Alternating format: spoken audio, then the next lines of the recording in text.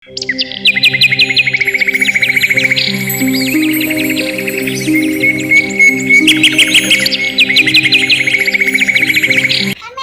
ভালো না হলে তো তার সাথে থাকা যায় না। এই যে দেখো কি অবস্থা আজকে রোদ্দুরের, আজকে মনে হয় আমি পুড়ে যাবো ছারখার হয়ে। তবে আকাশটা কিন্তু অনেক বেশি সুন্দর, খুব ভালো লাগছে, মনে হয় কিন্তু মেঘের রাজ্যে আছি, খুব ভালো লাগছে। এই যে আমার মেয়ে এখানে আমাকে হেল্প করছে। তুমি ডিম দেখে ভয় পেয়ে গেছো? এতগুলো ডিম, কয়টা ডিম দেখি এখানে, গোনো তো, কাউন্ট করো। 6 গোনা হয়ে গেছে অলরেডি। দেখো একটা প্লেন যাচ্ছে, দেখা যাচ্ছে প্লেন যাচ্ছে। তো আমি আর আমার মেয়ে বসে বসে এখানে কাজ করছি। আমি একটা কাজ করতেছি রান্নাঘরে, ডাল হয়ে গেছে আমার, আর ভাত বসাই দিলাম, আর হচ্ছে ডিম রান্না করব, আর আলু ভাজি করব আজকে। সবাই কেমন আছো? হ্যালো, সবাইকে হ্যালো বলছি। সবাই ভালো আছো তো? আমরাও ভালো আছি। তো আজকে ছাদে ভালো বাতাস আছে, রোদ্দুর থাকলেও ভালো হাওয়া দিচ্ছে, এই জন্য ছাদে চলে আসলাম কাজ করতে। আর এখানে খুব ভালো লাগছে, একটা চিল এসেছে, এই যে তোমাদের সাথে শেয়ার করি, খুব ভালো লাগে ছাদটায় আসলে আমার। ঢাকা শহরে আছো আসলে এত সুন্দর ছাদ পাওয়া আসলে একটা টাফ, এই জন্য আমি খুব লাকি এদিক থেকে যে আমার ছাদটা আছে, আমি একটু ছাদে এসে লোকজনের মুখ দেখতে পারি। ওই যে বলে না যে মানুষ না থাকলে ভাল লাগে না, একটা কথা আছে যে মানুষের মুখ না দেখতে পারলে, কথা না বলতে পারলে ভাল লাগে না। তো আমি হয় কি সন্ধ্যাবেলা একটু ছাদে আসি, ভালো না লাগলে চলে আসি নিচের লোকজন যাতায়াত করে দেখি, ভাল লাগে। আবার এই যে একটু ছাদে চলে আসলাম, এখন ঘরের মধ্যে ভাল লাগছে না, কাজ করতে করতে বোরিং লাগে। তো অনেক রোদ, তারপরেও যে হাওয়াটা আছে এই জন্য ভাল লাগছে, খুবই ভাল লাগছে। তো আজকে তো সিম্পলি মানে অল্প কিছু রান্না করবো, কারণ গরমের জ্বালায় আমি আসলে টিকতে পারছি না ঘরের মধ্যে, এত পরিমাণ গরম। তো এই জন্য আসলে আমি ক্যামেরাটা এইভাবে ধরি, নাহলে আমাকে মনে হয় খুব কাছ থেকে দেখা যাচ্ছে। আর এখানে আমার মেয়ে আমাকে হেল্প করছে, মেয়ে হলে কিন্তু কাজেই লাগে, ঠিক আছে। এই যে পিকু এখানে ডিম ছুঁড়ে নিচ্ছে, বসো। পিকু এখানে ডিম ছুঁড়ে নিচ্ছে আর পটর পটর করতেছে আমার সাথে।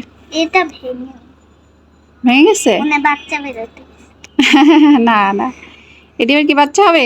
ছোট ডিম হতো, তুমি যদি এটাকে সিদ্ধ না করতে, এখন তো গরমে মরে গিয়েছে। তাই? কুসুম থেকে বাচ্চা হয়। কুসুম থেকে বাচ্চা হবে? আচ্ছা ঠিক আছে, তোমাকে একটা মুরগির বাচ্চা কিনে দেবো।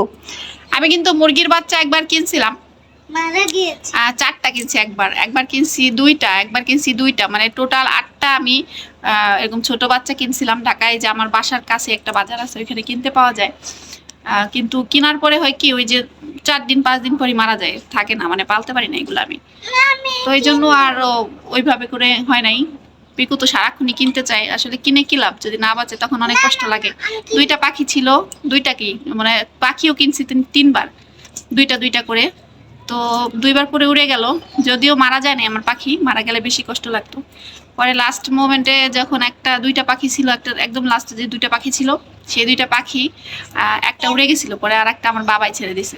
ওই যে একটা একা একা তো ওরা থাকতে পারে না, সঙ্গী লাগে।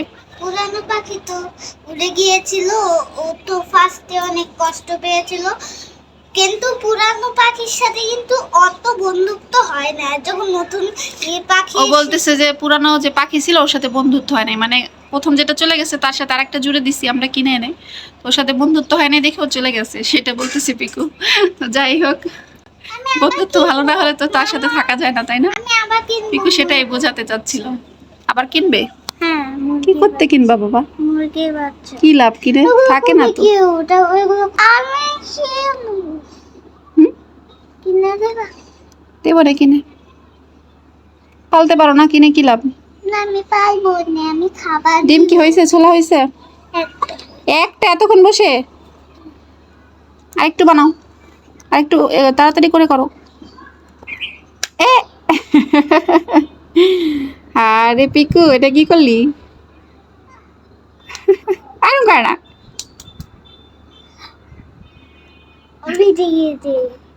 আমার মেয়ের টেকনিক দেখছো তোমরা, কি করতেছে আমার মেয়ে, কিভাবে ডিম ছুলতেছে। তাড়াতাড়ি করো মা, আমার রান্না দেরি হয়ে যাবে। তো আমার রান্না এদিকে দেরি হয়ে যাচ্ছে, আর পিকু এখানে বসে কি শুরু করছে দেখেন। ও সারাক্ষণ এরকম কিছু না কিছু করতেই থাকে, যাতে করে আমার সময়টা আসলে খুব তাড়াতাড়ি চলে যায়। এটা আমার জন্য ভালো। যখন ওদের পড়ার টাইম থাকে তখন যেমন তাড়াতাড়ি সময়টা চলে যায়, ওদের পড়াতে পড়াতে ওদের সাথে পেঁচাল পারতে পারতে। তেমনই আমার সারাটা দিন এইভাবেই যায়। তো ভিডিওটা ভালো লাগলে সবাই লাইক শেয়ার কমেন্ট করো। টাটা।